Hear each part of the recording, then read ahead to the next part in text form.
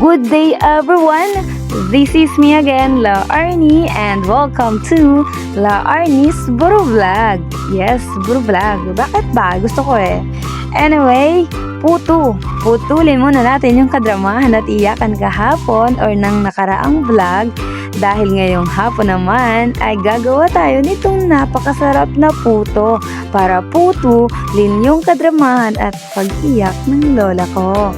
Anyway, ayun na nga guys, story time muna ng konti. Nag-contact naman na yung vlogger about sa pagkikita ng magkapatid. So, naisip na naming magputo na lang muna habang hinihintay pa yung mga ibang updates.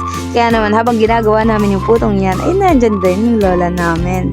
So, una na nga nilagay dyan ay yung 2 cups all-purpose flour ng ate ko.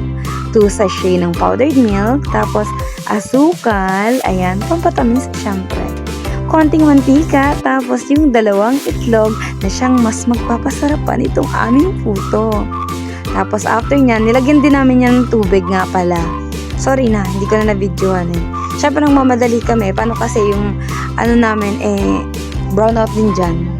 Tapos ayan, konting mix-mix lang, ayan na, meron na kaming puto.